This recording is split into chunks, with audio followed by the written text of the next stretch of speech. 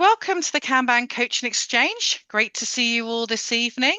The hint of spring is in the air and the clocks will be changing soon. So hopefully the good sunny times will be with us soon. But tonight I would like to welcome a Kanban Coaching Exchange firm favourite. He's been here so many times I've actually lost count, but you lot keep wanting him coming back for more. And why not? Because Klaus Leopold has got so much great knowledge to share with us, not just on leadership and Kanban, but also through the work that he's doing with flight levels as well. He's one of the experienced people within our community, and actually he's doing some really fantastic stuff with his work. And I definitely encourage you to have a look at the Flight Levels Academy if it's something that you're not so familiar with. And also this year there is going to be an online conference, so I'll pop some details in the chat channel as we go through the evening, which sounds pretty exciting. So I'd love to welcome along. Welcome, Dr. Klaus Leopold. Doctor. I Thank you, got the Helen. full. I got the full in there, you know. Thank you, thank you. Yeah, thank you for having me. And well, let me share my screen. And you should see my screen now, right? Perfect. So I was chatting with Helen, what shall I talk about? And yeah, we agreed on a little bit of strategy and how to make strategy happen. And well, that's the thing. From PowerPoint dreams to action, how to make strategy happen with flight levels. That's what I want to talk about today. So I would like to share a story of an organization. And well, they had some problems. And yeah, before we take a look at the problems and how we solved it, let's clarify the situation. What was the situation this company was in? We are talking about a product company. So they had multiple products on the market, and the products were self-flying drones. So you can imagine we're talking about hardware development. So these are real actual devices that are flying around.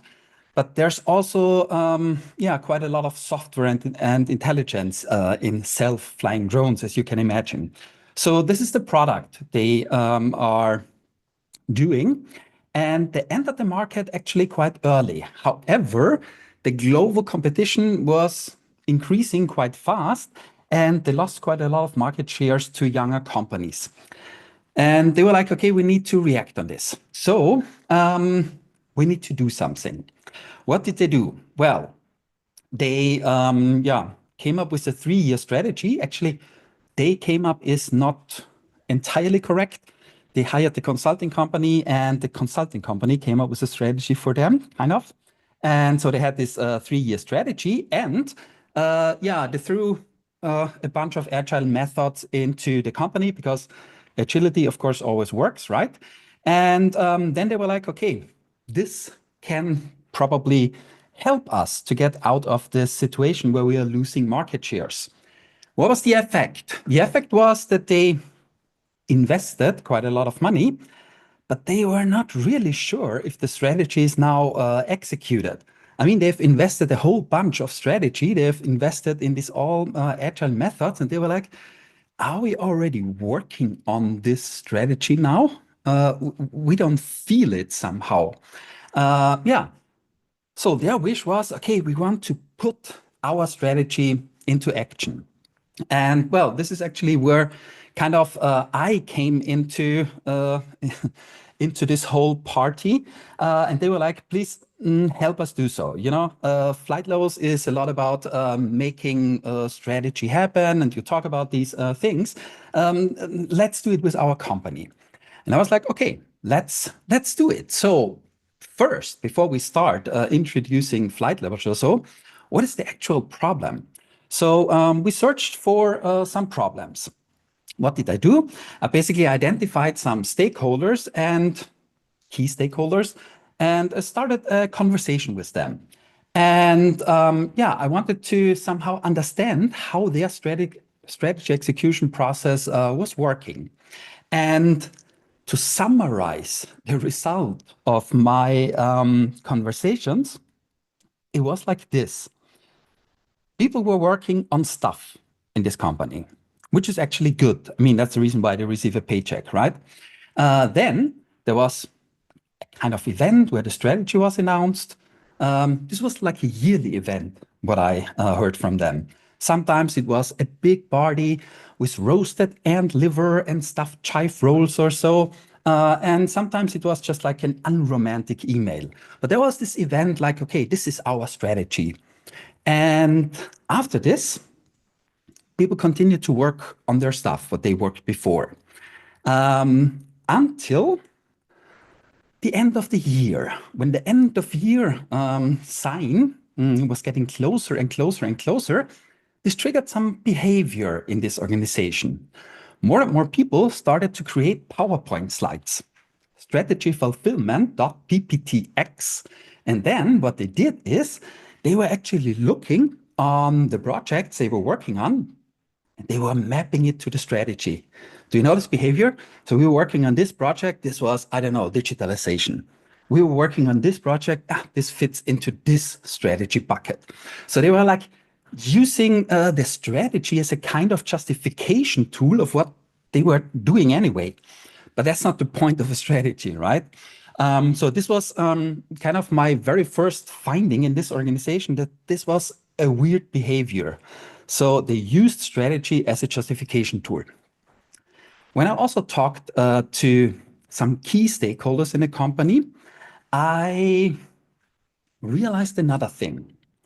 One group of people was talking about all these strategic methods and frameworks, like if we would do OKRs, our strategy execution would be much better. No, we need to do Hoshin Kanri. Others were like, yeah, but our SWOT analysis is not working correctly. So they were talking about all these blue ocean strategy and KPIs and so on and so on. And then another group of people, when I was talking to, they were talking about, yeah, but we are doing way too much Scrum. Kanban would be much better. And others were like, no, we need to introduce SAFe and so on and so on. So it felt like I was talking to, I don't know, completely two different groups of people. So one group was like the strategy group, the strategy world. They were in one silo. And then, there was the delivery world, and they were just, concerned about their, delivery. But the thing is, they had basically nothing to do with each other. So it felt like, I don't know, two parallel lines that in theory might grab a beer together at infinity, but let's be honest, no one's ever actually seen it happen. So it really felt like this in this organization. So we had two totally separated worlds, a strategy world and the delivery world, and there was no connection between them. As I said, I was talking to people and I was trying to figure out what's going on. So number one was the strategy was used as a justification tool. And number two separated worlds, a strategy world and the delivery world. I continued to talk with them. What else was going on? Well, they had this strategy paper. Remember, there was a consulting company getting there. And it was like a 300 pages document which described the future. Yeah. So we were talking about years time span in this document.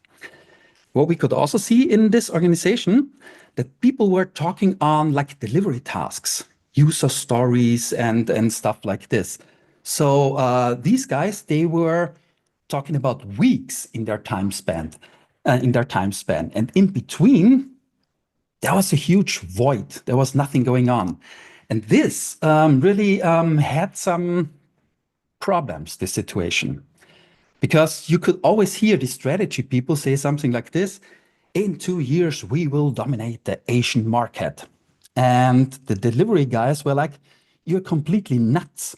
This even doesn't work in our country. It will never, ever work in Asia. So there was always this misalignment of what we are talking about. But it was also the other way around. So the delivery people were like, can please someone tell us what we should work on in the next 2 sprints? I mean, you have great ideas and everything, but what's important in our next 2 sprints? And the strategy guys are like, we have no freaking clue what you're doing in the next 2 weeks, but in 2 years, the Asian market is ours. So there was really like a huge, time gap actually between the strategy people and the delivery people. And this was the third problem that I discovered when I was working with them. And I was already thinking, okay, how can we actually bridge this time gap? Because we need to fill this up with something meaningful here in between. But still, I was in the analysis, so I tried to understand what's going on. So there was this time gap. What else? There were these outcomes. So they were like, okay, strategy is a lot about defining outcomes and defining goals. And they defined outcomes and goals. For instance, something like this. Until the end of the year, we want to gain 50 reference customers for our new product. And the delivery guys, they were like, okay, I mean, we can understand this. We are able to read, So 50, it's even a number. Until the end of the year, we know when the end of year is here, and we also know the product. So we understand what you're telling us. But why? And especially why 50 reference customers? Why not 42 reference customers or 8,910 reference customers? So where does all this magic come from? And if you were asking the strategy guys, then they were like, well, you can read it up in our 300 pages strategy document. Everything is in there. Well, this is actually not a very enlightening response, as you can imagine. So there was one thing completely missing, and this was actually the why. So people were missing context in terms of why are we doing these things in a human understandable way. And 300 pages of PowerPoint is not a human understandable way or approachable way, right? So missing context was another big thing in this company, which was really like not working as expected. One more thing, and then we can already go to the solution domain. This company was really great in coming up with ideas. They really had tons of ideas. And because they had so many great ideas, they started to work on them immediately. And you know what's happening, right? So we are in a camping community here. We know what happens when we start work and not finish work, right? So work was accumulating, WIP was accumulating in their organization, and this triggered all this behavior Kanban is always talking about. Permanent reprioritization, meeting overhead was going up. People were just like stuck in meetings and reportings. Slow delivery, of course, unhappy people, chaos. This is actually what was going on. So too many great ideas. One thing is having great ideas. The other thing is really understanding what a great idea is and cutting the not so great ideas out and don't work on them. That's what they also didn't do. And well, these were actually, the 5 main problems what I discovered when, I was running around at this company and having some conversations with people and see what they are doing. So the strategy was used as a justification tool, 2 separated worlds. There was the delivery world, there was the strategy world, a time gap between strategy and execution, missing context. People didn't know why they are doing things, and way too many great ideas. These were actually the main problems. But what was the solution? What did we do in order to overcome this? Well, what a surprise. We started to think in flight levels. What we actually did, we identified and improved the flight levels. I will come back to this in 5 minutes or so. So just very quickly, what is flight levels? Flight levels is a very lightweight and cost-effective approach where you can create your own work environment. There are 3 things which are in the focus of flight levels. Number 1 is you can establish organization-wide collaboration. you can build cross-team delivery capabilities, and you can connect strategy to operation. And the point is, flight levels is not another method or a framework.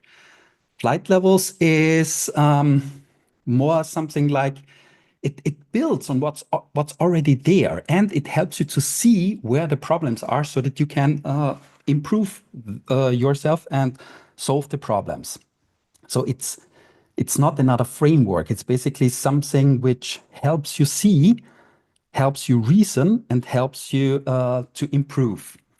And you're doing it by establishing 5 activities on 3 flight levels in your organization. So let's quickly go through the 5 activities. Activity number 1 is we define and measure outcomes. Doing flight levels for the sake of doing flight levels is actually quite unsexy. We want to improve something with it. So let's figure out what we want to improve, and let's set up some measurements which tells us, are we getting closer or not? If we're getting closer, let's do more of it. If we're not getting closer to what we want to achieve, we probably need to adjust the way that we are currently heading to.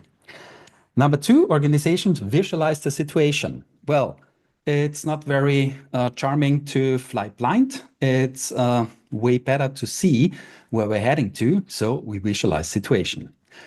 What else? We create focus. I think I don't have to talk about creating focus on a Kanban community.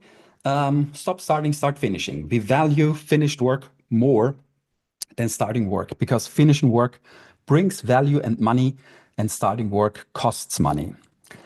We establish agile interactions. What does this mean? We make sure that the right people talk about the right stuff at the right time, no matter where they are located in the organization. So it's really bring the right people together to have meaningful conversations at the right time about the right topics. And companies improve.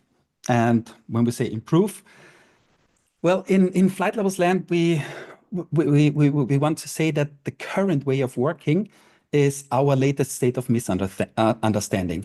We think that the world works like this, but then there's reality, and reality is always smarter than we are. So it makes sense that we always adjust what we are doing. So you're basically always circling around these 5 activities. Now, if you take a look at these 5 activities, you can say, so what? I mean, Scrum fits quite nicely in there. Kanban, nice fit, right? So what is the point about these 5 activities? Well, the thing is, you need to apply these 5 activities at 3 flight levels in your organization. So it's not an isolated task. You do it on 3 flight levels. What are the flight levels? Well, flight levels is a term from aviation, and it basically describes how high an aircraft is flying. Flight level 1 means you're flying very low. That's the operational level, the teams. The idea is that you identify the teams in your organization, and the teams, they apply these 5 activities. They visualize the situation, create focus, measure their progress, and so on. Usually an organization has more than only one team, so you would see multiple flight level 1 systems popping up in an organization. Most of the time, one team alone is not able to deliver customer value. So you need to coordinate multiple teams. And in order to do so, when multiple teams need to collaborate and coordinate, we need to fly a little bit higher to solve this problem. And this is where flight level 2 kicks in. Flight level 2 is about coordination.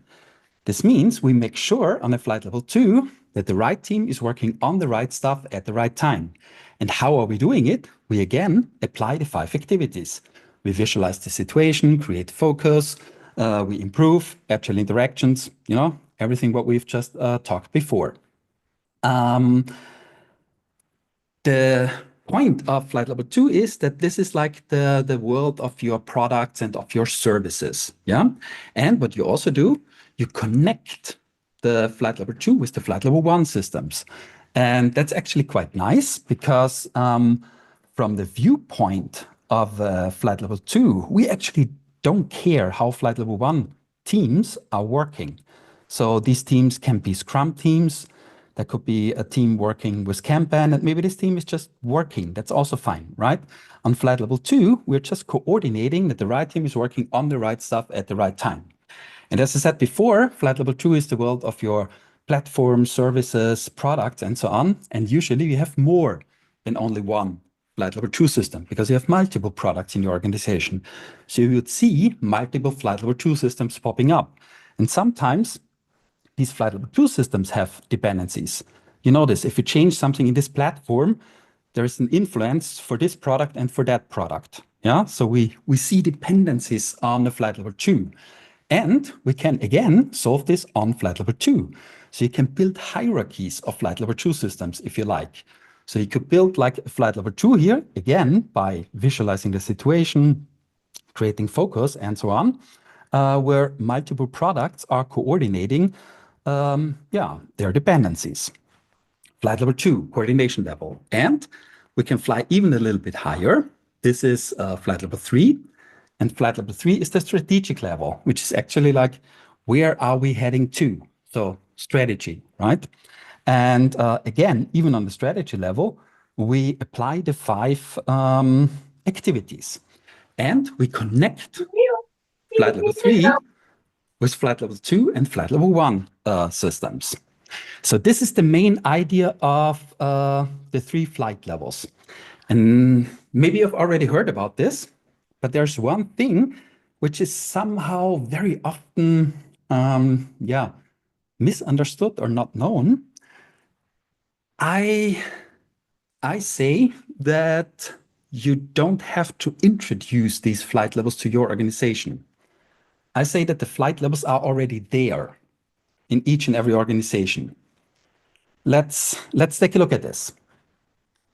You have teams in your organization, right? So flight level 1 is already there.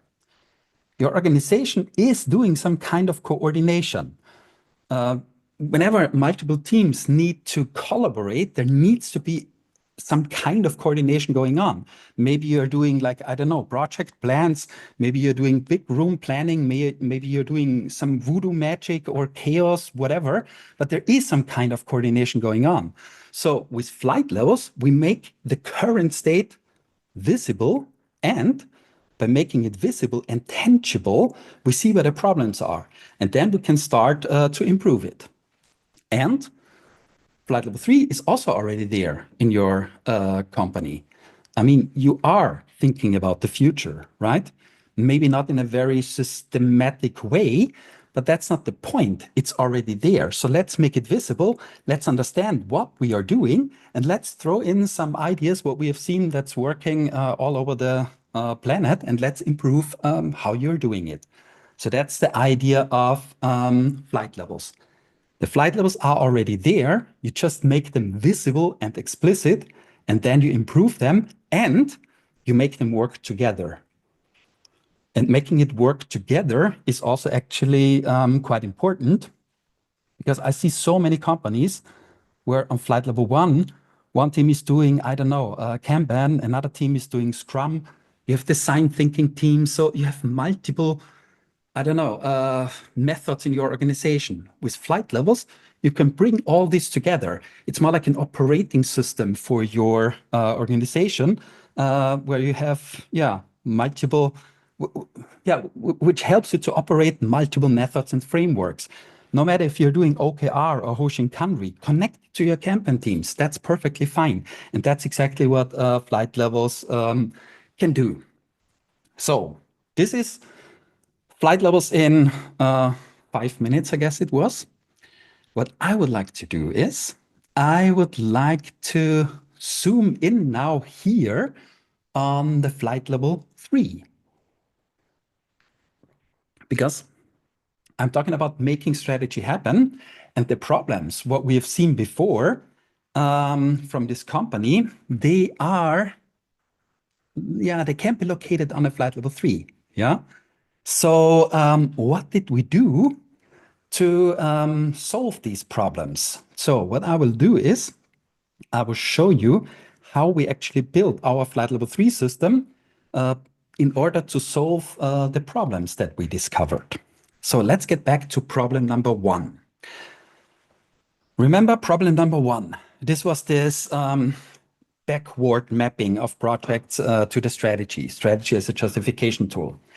So what did we do in order to get out of this? Well, We established strategy as an active driver of what's going on in the organization. So usually an organization has something like long-term business outcomes that they want to achieve, right? Then we define a strategy how we can actually, get to these long-term business outcomes. We could break down this strategy into midterm and short-term outcomes. Then we could derive a coherent set of actions. We call it flight items. This is the actual work. This is your projects, your initiatives, your, I don't know what, stuff where people are actually typing. Yeah. So we, define our flight items, a coherent set of actions, and then we measure and learn what works and what doesn't work. And learn means we need to adapt. We need to adapt maybe our actions. We need to adapt the outcomes. Maybe we need to adapt our strategy. But the thing is, we want to get into this forward loop where the strategy is an active driver. Yeah. So now we can again draw some fancy PowerPoint slides and where we describe this, but that's not the point when it comes to flight levels. When we say visualize, we really mean visualize. So what we want to do is we want to make this explicit here, this strategy delivery. And that's what we did. What you see here is the entire flight level 3 system that we built in this organization. You can not read the things, that's fine. I will zoom into the parts in a minute. Just there's one disclaimer. Everything that you see in the next minutes is completely wrong. It's completely wrong because it's working for this company and only for this company. If you copy this, chances are about 100% that you will fail. The point is you need to come up with your own solution. So take this as a source of inspiration, but do not copy it unless you would like to fail. So that's a guarantee to fail if you copy this, okay? Example.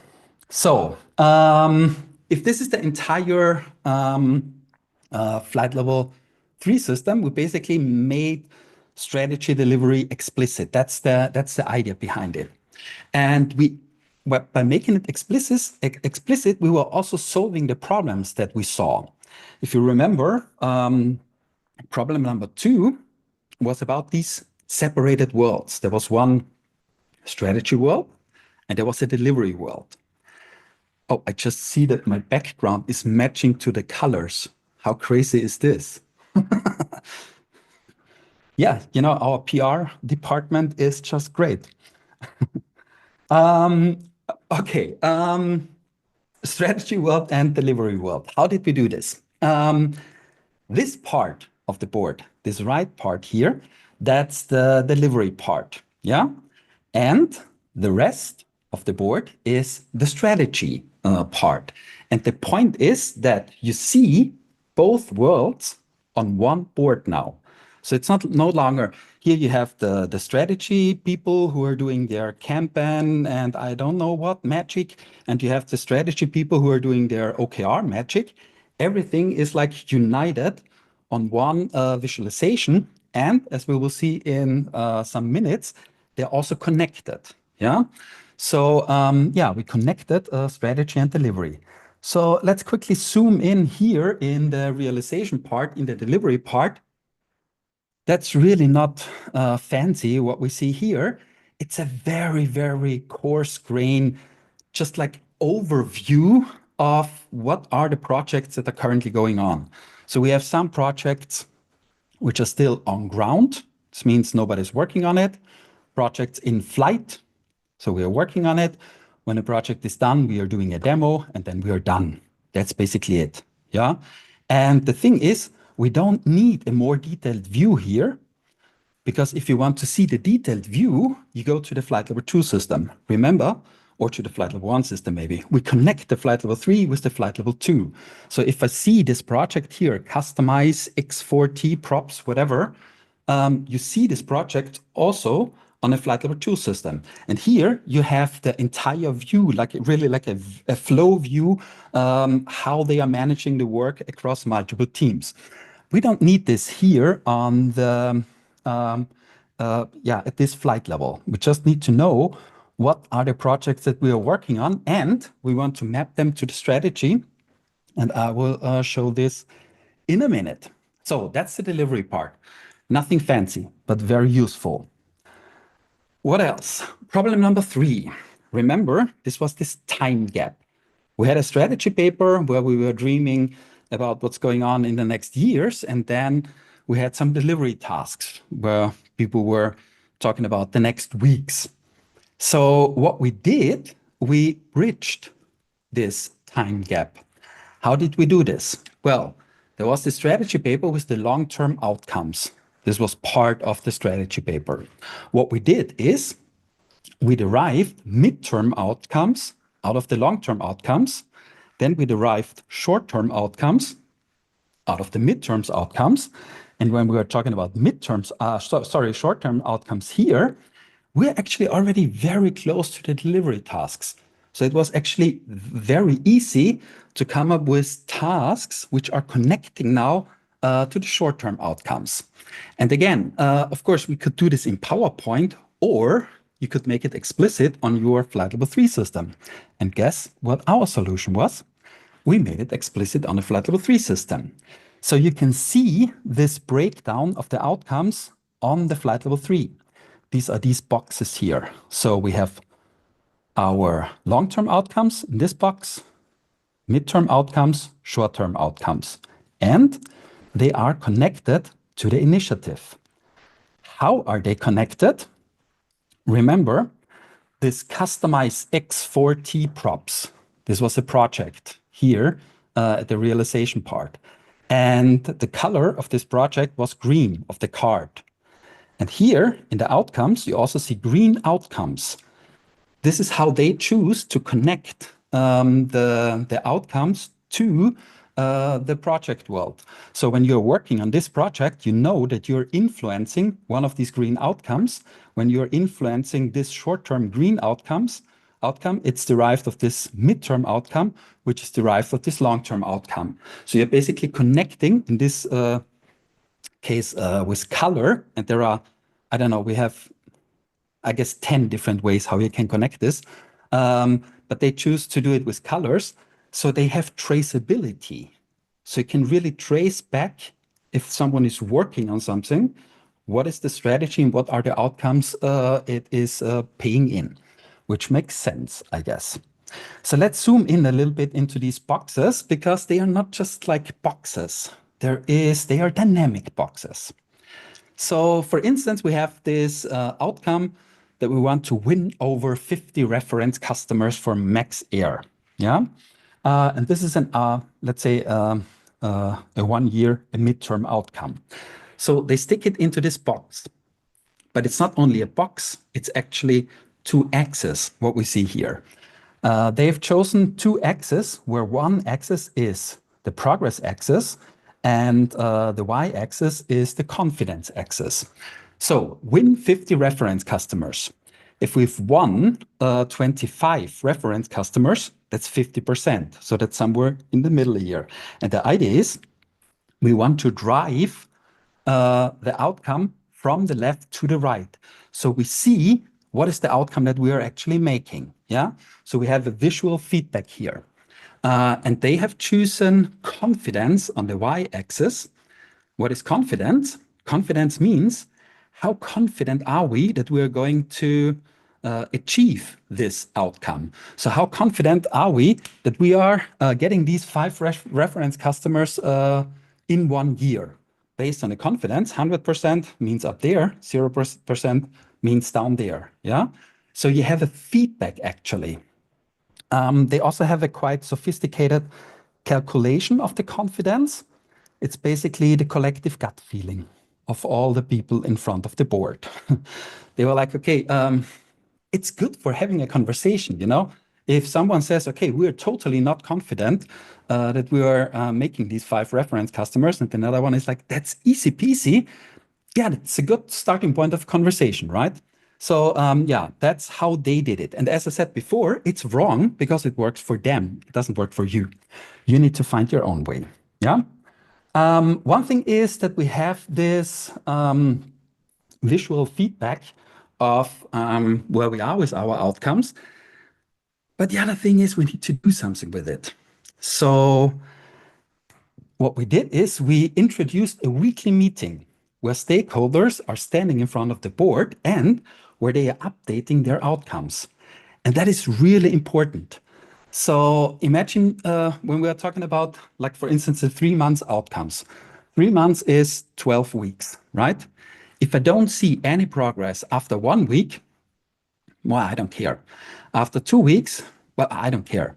3 weeks, 4 weeks, 5 weeks, 6 weeks, no outcome and or no progress. And we're talking about 1 quarter. This is like half of the quarter. So someone will hopefully ask the question, what's going on? Why are we not making any progress, right? And that's what we want to do. I don't know how often I've seen companies where they are like, these are the outcomes for this year. Then people somewhere go to their office, work for a year, and after a year, they get together and it's like, oh, we didn't make our outcome. Ah, crap. What are the outcomes for the next year? Well, that's not the point, right? I want to proactively react. I want to see, are we making the outcomes or not? I don't want to hit the wall and then say, shit, there was a wall. I want to see it in advance and then I want to react. And that's the whole point of this. So yeah, we established this weekly meeting in front of the board where we were updating and tracking the progress of our outcomes. What was problem number 4? Problem number 4 was missing context. Remember, this is like people didn't understand the why. Why are the things as they are? Why shall we work on all these things? Well, as I said before, it's not a very good answer to say, read it up in our 300 pages document. What we basically did, we took these pages out of this document, which are relevant right now, where the context is missing, and we just put it on our flight level 3 system. We wrote stories. Stories, not in the sense of user stories, it's more like in the literal sense. A story provides context and meaning, which gives you the why of the things that you're doing. So we wrote stories about outcomes. So there was one outcome where one of these drones has to lift a payload of 100 kilogram. So we just reasoned and wrote down why this makes sense. Yeah, we wrote other stories, high-level stories, not associated to one outcome, but associated to what are we actually doing here? Like our guiding principles. We bring heavy loads to places that are very difficult to access. We're committed to the civil society. We don't do military products, and environmental sustainability is important for us. Yeah, this is just like the guiding principles for the entire company, for everything what we are doing. Also on the board so that everybody can see it. Stories don't have to be text only. This company was quite deep into Wardley maps. You know Wardley maps, Simon Wardley. So everybody knew it actually. And a story was also a Wardley map. So we described some outcomes, for instance, why it's important to achieve this outcome with a Wardley map. So we just put it close to the outcome. And then this is also a story. And measurements. For instance, some leading indicators for outcomes. So we have an outcome which might be a lagging outcome, but we put leading indicators on the board so that we see, are we going to achieve our outcome in the future or not? So this is all context, yeah? And we just put this context to where it belongs to our flight level 3 system, because we want to have a visual feedback of what's going on in our strategy world, yeah? One more problem that we tried to solve, problem number 5. And problem number 5 was like too many great ideas. Remember, they were really good in starting new stuff, but not so good in finishing it. So what did we do here? Well, we also solved this problem on the flight level 3, which is, well, not only on the flight level 3, we also did quite a lot on flight level 2 and flight level 1. But on flight level 3, they didn't handle the problem on flight level 3 at all. So what did we do? Well, we came up with this magic box here. And I haven't seen this box in many flight level 3 systems, but they have it. That's why I want to show it to you. So what's going on here? Explore and refine opportunities and ideas. And yeah, that's exactly what's going on here.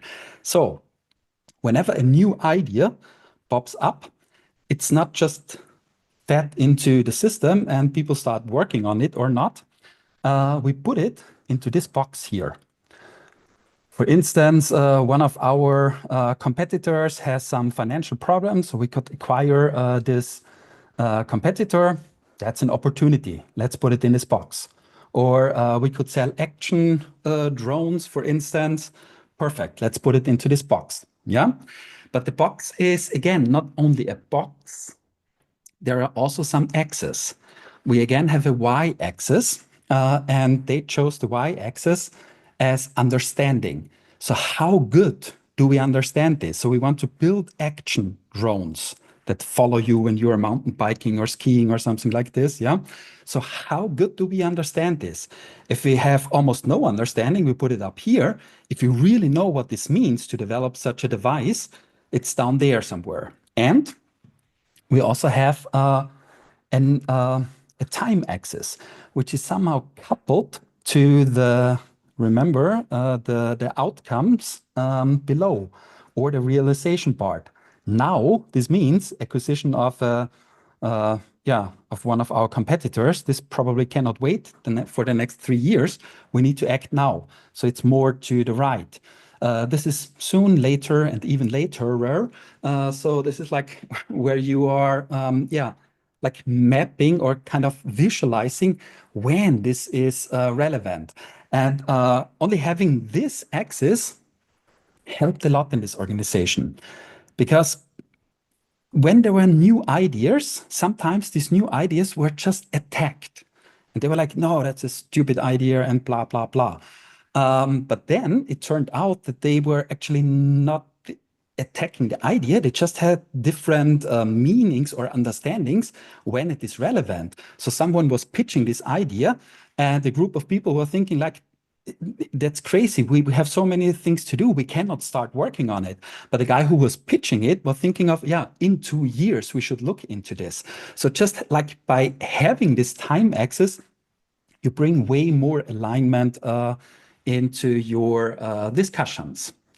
And one more thing, having a box is good, but you need to do something with it, right? So we again established, a quick meeting on a weekly cadence where we were like exploring and refining these ideas. So there was a group of people who was actively working on it, and the idea was more or less to rule the bad ideas out, and only the good ideas can make it to one of these outcome boxes. But something else needs to but there was a process which guided, or there was a meeting which guided this process.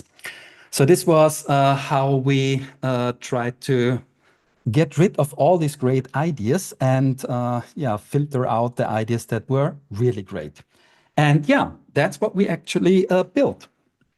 This was our flight level 3 system, what you see here.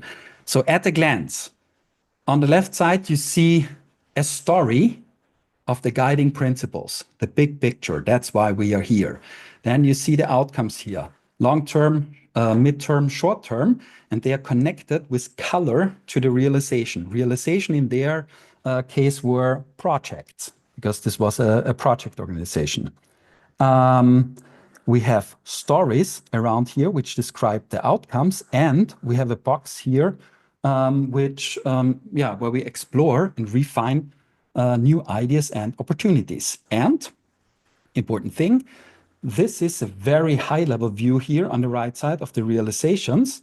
it's connected to flight level 2 systems where you see the entire flow and how they are managing the work across multiple teams. Yeah, that was the flight level 3 system. So by coming up with this flight level 3 system, we definitely liberated the strategy from PowerPoint. So, I mean, of course, there was this PowerPoint, but all the necessary information was just in front of your face. It was just there. Yeah. We linked the strategy to delivery. This was no longer two different silos. Not only it was on the same board, the stakeholders were having meetings and conversations in front of the board. That's the point. That's the linking. One thing is that you come up with a visualization, but you need to get the people to work with it. Yeah. So we somehow bridged these silos. We also bridged the time gap by breaking down long-term to short-term outcomes and connect them to the projects. We explained the why in an accessible way, and we catalyze all the ideas and opportunities. That's exactly what we did. So if you think this could be helpful, how would you start with something like this?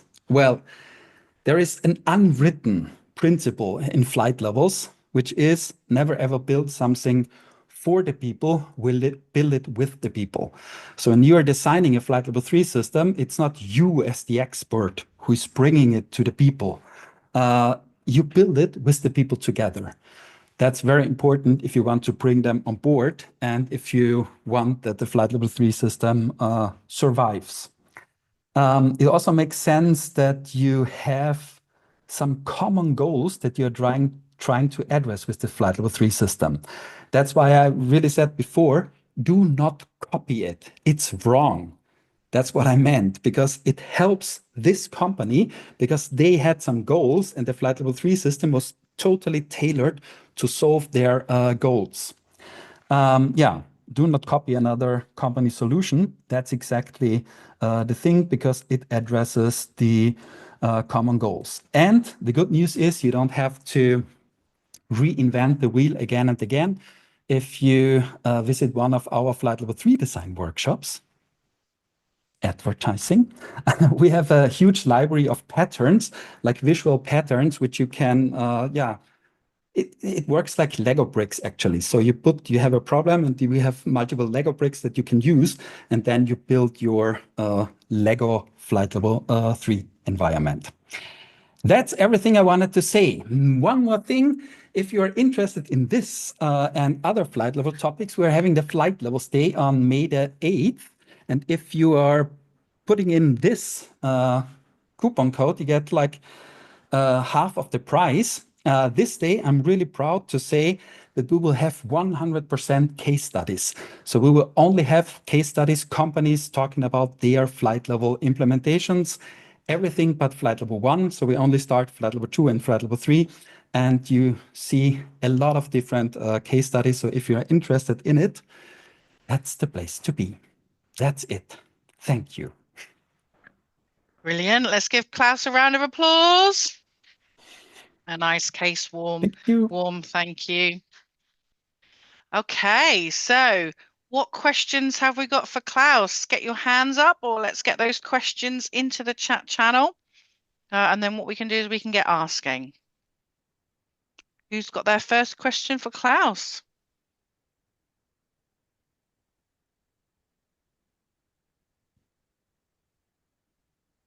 Sometimes it takes a little while for people. I have a question. Excellent, Tomo. Go for it.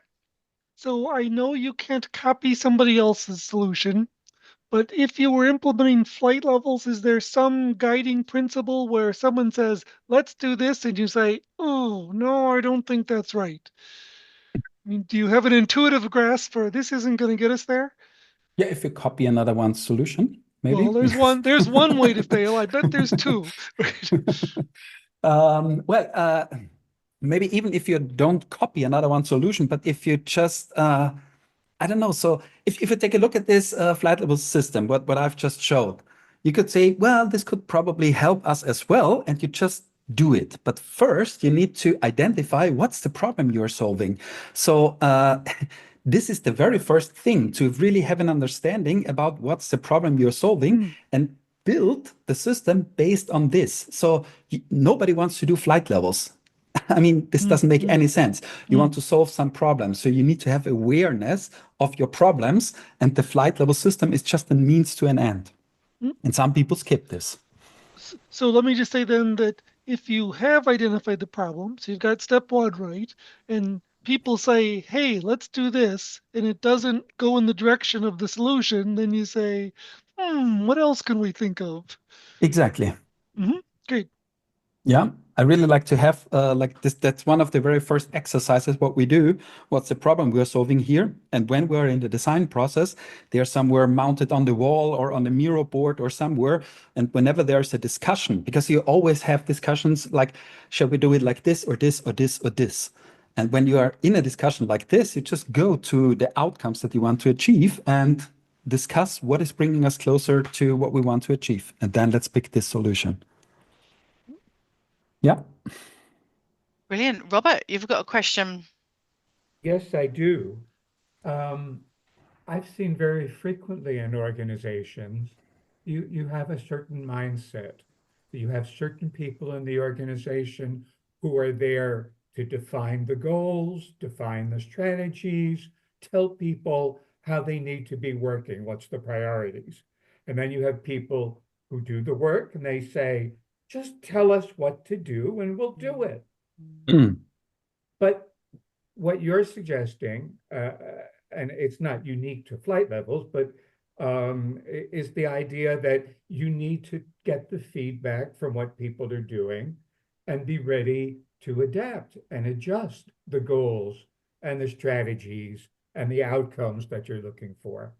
That's a huge change for a lot of people. Do you have any advice on how to facilitate that kind of change in thinking? Maybe sometimes, I mean, I haven't seen this where this is a real huge barrier when you do a little bit of homework before. So as I said before, it's never about the board that you are building. You're solving problems. And what problems are you solving? Are you solving the problems of the sponsor? Or are you also solving the problem of the people who are influenced by the flight level system? So that's one thing what we do. In the very beginning, we identify the key stakeholders and yeah, we ask them, what are your problems? And if they see a solution in what they are creating, they are most likely on board.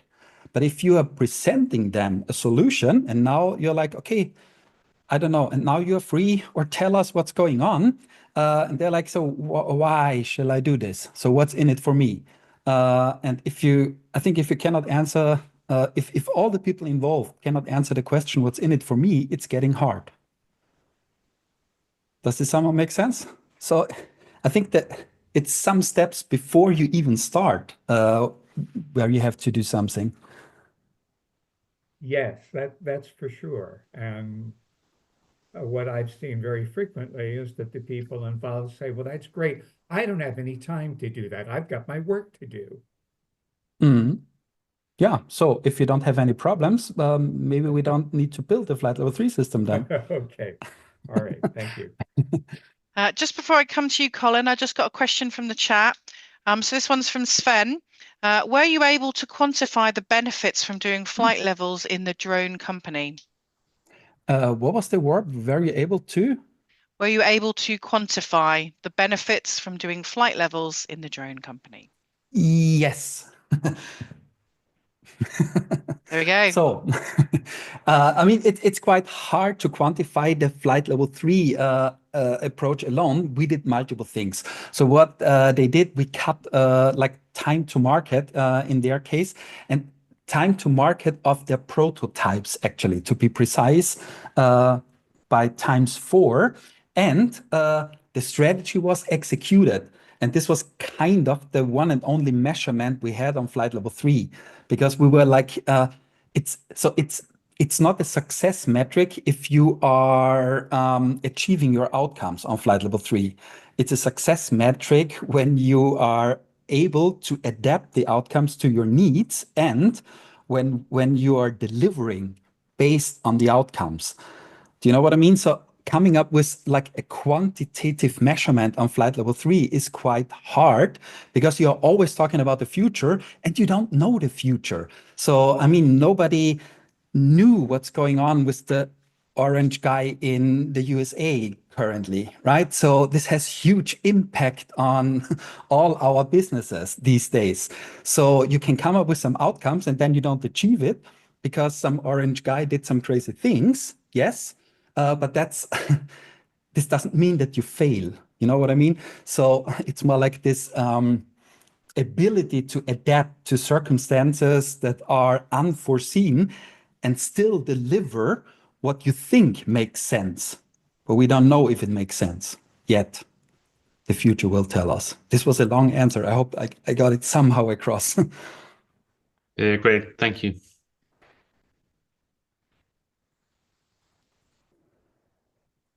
Helen, I think you were talking, but you were on mute. Were you saying, Colin, go ahead? Yes, well done, flip reading. Colin, go ahead. You said just now I was going to talk. Yeah, thanks, Klaus. Brilliant. Love flight levels. One of the things I noted, your board was beautifully simple and looked nothing like Jira, which was a big relief. It kind of looked like, I'm guessing, but I attended a Miro talk and all of the lovely things they were doing. And I'm loving the idea of Miro being a very lovely surface where you can pull stuff like Jira, etc., but into a much more welcoming and also widely accessible tool. And I'm kind of guessing you've done something like that. Yes. So this is 100% Miro here, but the flight level 2, they were implemented in Jira. So these tickets, there is like a Miro to Jira connection. I don't know how this works. This is somehow magic to me. It's but part of there is Miro. this. It's a recent improvement in integration. It works very nicely. So what they did, they brought the flight level 2 tickets up here to the flight level 3 system. They colorized it, and so they could map it to the outcomes. And this was like hand-drawn Miro here. Yeah, that's one of the problems these days. There are not really many tools that support flight level 3. All the tools, they have this flow idea. Tickets are going from the left to the right, but that's not how strategy work. Tickets are going up and down, left and right. I'm not interested in the third deviation of a cumulative flow diagram or something like this. These are metrics I totally don't care about lead time and whatever on flight level 3. I want business metrics. I want connection to Power BI. I want connection to Looker and all these kind of things. And I want to visualize this. And this is currently really still a problem. You can do a lot with Miro.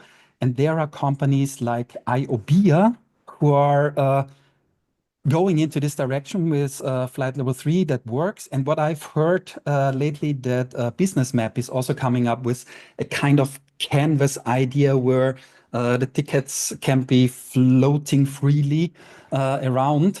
Yes, that's where we need to go. And then we are good for flight level 3. But that's currently a bit of a problem. There's still a lot of effort in it. Yeah, it seems to me that the less complex tooling there is, the better, because otherwise people focus on the tooling and the implementation, and it's also a hurdle before they can actually start improving their systems, the visualization, making everything explicit. Yeah. So, you know, I've been on the tail end of this where we've been implementing stuff in Jira, and we've lost a lot of time just doing the Jira implementation when we could have been doing things that are much more effective and real, practical, and starting to improve things. Yeah. Yeah, and simple things like this. Add some text to an element here on the board. Provide a story or attach a Wordle map, which could be a PNG or whatever, to one of the elements. That's pain in the ass, and this is not supported by any tools. But in Jira, it's actually, in Miro, it's actually quite easy to do. But these are the things that are really helpful on a flight level 3. You don't need the fancy metrics and stuff like this. It's about accessibility. And adaptability. It's very easy as a low cost of change, which is lovely. Anyway, so I love that. I kind of recognized it. I thought, yeah, this is definitely the way to go. So I loved it. I will stop talking and hand it over to somebody else. Thank you. Cool. Thank you. I'll go to the chat channel now. So I'll come to you, Helen, next. How do flight levels work within the startup ecosystem, especially for small team startups? Perfect, actually. So that's one of the things. Flight levels is sometimes understood as a scaling framework for large companies or so. Like last time when I did a Flight Level 3 workshop in Zurich, this was like a couple of weeks ago, actually. There was a group of people who were building a Flight Level 2 system for a company with 3 people. So the company size was 3 people. And in the same workshop, there was another group of people building a Flight Level 2 system for roughly 100,000 people. So you apply the same logic independent of the size. So it just doesn't matter. If you are a 3 people company or a 10 people company, you always have the 3 flight levels, but you don't have separated boards. You have one big, no, it doesn't have to be big. You have your motherboard where all the information is on it, and that's it. But still, even if you're only 4 people, you need to do operational work, you need to coordinate, and you need to think about the future. And splitting out the flight levels and having separated boards is only a matter of scaling. So when you're becoming bigger and you have hundreds of people or thousands of people, it's no longer useful to have one board, right? But in the best case, I only have one board and I have all the information there. Yeah. So to cut the long story short, flight levels doesn't care about the size. Size doesn't matter in flight levels. Brilliant. Helen, your question. Thank you, Helen. At the beginning, you mentioned about strategy and delivery and how they're kind of bubbling along in their own world, probably in silos. You flipped that now into flight levels 1, 2, and 3. What's your techniques or practices that you've used to overcome the silos between flight 1, 2, and 3? Also thinking about the why and the communication aspects. What have you done with that? So one thing is that we brought at least an intersection of these 2 worlds on this board. So we have if you remember this, we have the strategy world. I cannot find the slide, but you have the strategy world. Yes, here we go. You have the delivery world here, and you have the strategy world here. So this is like the visualization, okay? But now the point is you need to bring the people together. So in this particular case, strategy people together with representatives from the Flight Level 2 system were having conversations in front of this board. And that's the point. So we had something like, so they were like doing cycles. So they were like thinking in quarters.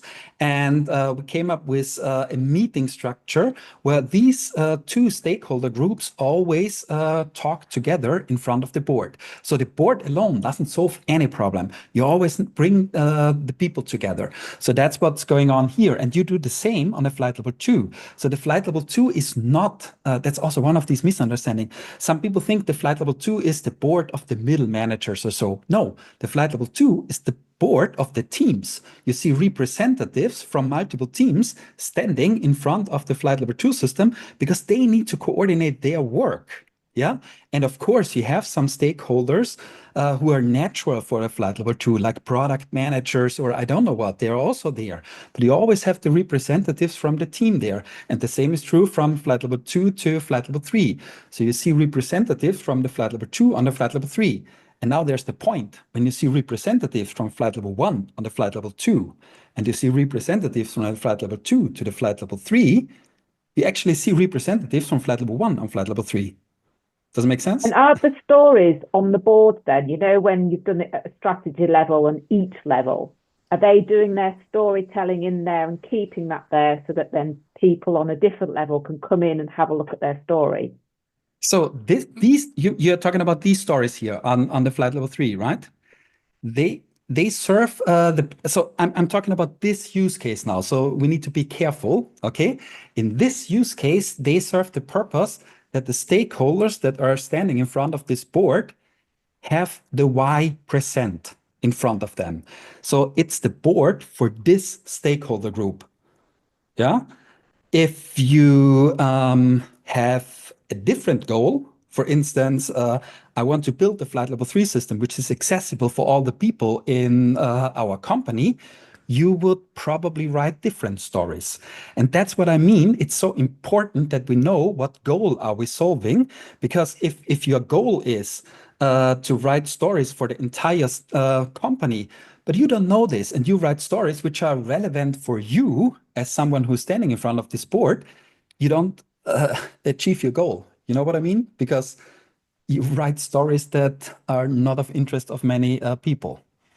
Yeah. Thank you. Thank you. Last question, Tomo, so make it a good one. Okay, thank you. In Kanban, we really worship this flow concept. But at this level, I see some flow and some just associations. Is it important to get flow, or if I had all the right data just somewhere, that's good enough? Well, in my experience, strategy doesn't flow. There is no flow in strategy. Flow starts at delivery level, where the work items get into flow, because here we want flow happening on a flight level 2. But here it's more like having the right information in place and having the feedback that I want to do. Are we making progress? I cannot achieve flow on the outcomes. It's just like it's telling me, am I making progress or not? Are we confident or not? I need movement in all directions. It's okay if stuff is moving to the left. It's okay if we have a lot of confidence and then the confidence is dropping. Yeah. But I don't want to see this on a flight level 2, actually. On a flight level 3, I don't have flow in my world. And might this board have things like financial information and budgets and things? Yes. Yes. And I totally don't care about cycle time or lead time or something like this. That's flight level 2. That's very important for flight level 2 and for flight level 1. On flight level 3, I want to have the business view. And I want to connect the business view to the flow. I want to not make strategy flow, but I want to connect strategy to flow. That's what you're doing on a flight level 3.